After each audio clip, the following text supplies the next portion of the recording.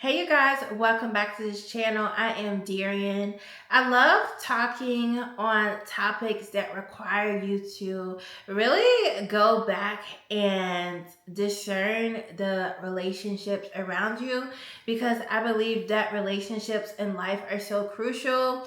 They will either make you or break you. The people that you hang around will either help you to get to the place that you're trying to get to, are they gonna hold you back? And it's not always as easy as just seeing them do direct things. Sometimes people aren't even trying to do anything to hold you back, but they just may not have what you need to help you get to that next level. They may not be able to offer you what you need so that you can move forward in your own life. And you also don't want to be stuck holding on to things that it is time for you to move forward. So I want to remind you in this video that everyone does not deserve access into your life.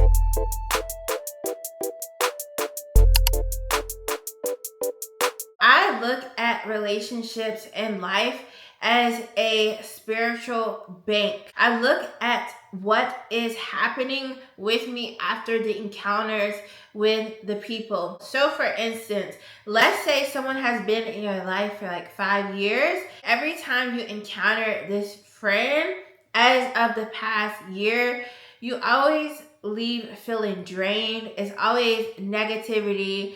It's nothing that's really building you up and prosperous for you, but because of the timing, you continue to be around this person or give your time and your efforts to this person. You have to understand that that season of being in that person's life may be coming to an end, or it may be time for a break. It may be time for a season that you need a break from a person. I think sometimes we get so caught up in timing when it comes with people. I've known them this long, so that means since I've known them this long, they have to stay in my life. I myself used to have this mindset where it was like, every time I meet a friend, I'm hoping that we can become friends and the relationship will last 50 years. We'll be old ladies having fun together. But as I've matured, I realized that everyone is not meant to be your friend long term.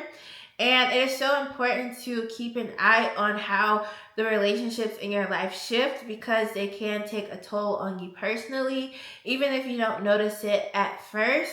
Or even if you don't notice the changes at first, because sometimes when we're so used to things, are into things for a while, we don't really keep track of what is happening. A lot of times we look back on things and we're able to clearly see things and pick things up, but usually when you're in something, it's not always as easy to see what you're in. So I like to look at life from this place of being a spiritual bank. So every time you encounter somebody and it's draining you, that may be a clear sign that you need to reevaluate who that person is in your life, and if it is worth continuing on with that person being a person in your life. And it's not to say to just throw everybody away, because there are some relationships that you will have in life that you're just gonna have to work through the hard things. To be honest, relationships with people as a whole can be,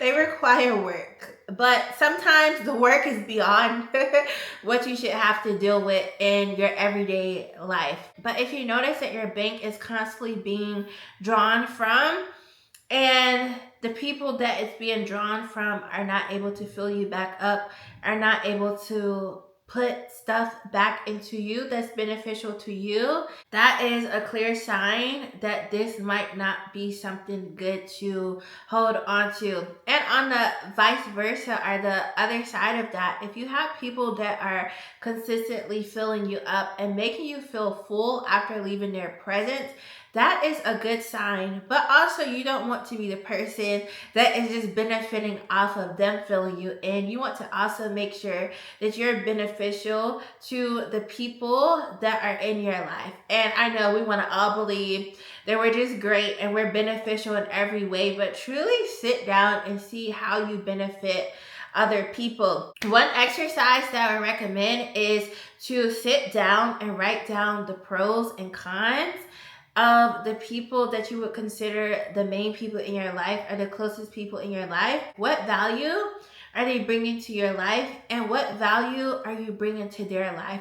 That may actually help you to gauge your relationships by actually seeing it on a piece of paper rather than just trying to put it all together in your mind. Or even if you're brave enough, you can ask the people around you, how do they perceive you as a friend? Now, you want to make sure the people that you ask this don't have any hidden resentment or jealousy or anything like that towards you, because obviously what they have to say about you is probably going to be negative. But if you feel like someone is genuine in your life, what does it hurt to ask them how they feel about you as a friend? This isn't just about a friend. If you have a spouse or a relationship that you have going on, you can even do the same exercise for that. But everyone just doesn't automatically deserve access to your life, and it's good to have that boundary up and for people to know that you can't just do anything, or if you do cross these boundaries, there are consequences to that. You won't be able to have this level of friendship. You won't be able to have this level of communication with me, or I won't be this active in your life. Or we may even have to end the communication that we have. So it is important to know the value of the people in your life. And if there is no value, then what are you holding on to? When I got to the place where I realized in my life that everyone doesn't just automatically deserve access into my life, and I don't have to just give access to any and everyone just because they want that access to my life, things started to get better.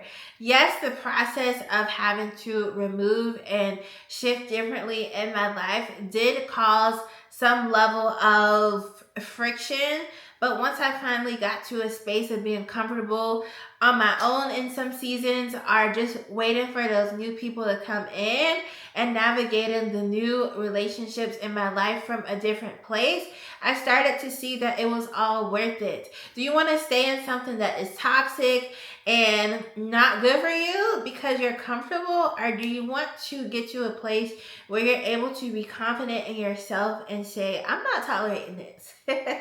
I deserve better. Once you get to that place, things should start to get better, because now you are moving intentionally with boundaries. And once you're able to have boundaries, it allows peace to come into your life more freely. So in wrapping this video up, whenever I approach the different scenarios and relationships in my life, I look at how they're affecting that spiritual bank. And when I say spiritual bank, I just mean what you can't see, the effect that they have on you. So if you're constantly having a negative effect after encountering people, that is saying something.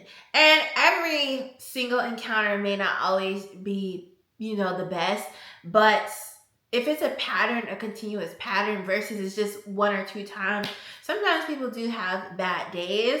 But if these are people that you want to be in your life consistently, look at things like that. Me checking those things have made a tremendous difference in my life. And again, if you have those people in your life, be good to those people, because those people don't always come often. We naturally, as people, are selfish. We naturally look out for ourselves. So when you do come across somebody who is choosing to be selfless and to actually help you and genuinely be a good friend, because I feel like that's something that is not really common in today's time also, then you want to value those relationships so that later down the line, you see positivity in being able to maintain these relationships. So everyone doesn't deserve access. Sometimes you do have to cut out that access if it becomes toxic and move forward from a positive place, and just be vigilant and very selective on how you allow people to come in your life moving forward, especially if you had a lot of encounters that have not been good with friendships and relationships in the past. But I will say, once you start enacting boundaries with the people that you have had in the past, it will change things. People are not going to be happy with things switching up once they got used to them being a certain way. But once you start to approach the new relationships in your life from a new place, from adhering to those boundaries, then you should start to see a change in how your relationships are going. So I thank you so much for watching this video, and I hope you have a great day. Bye.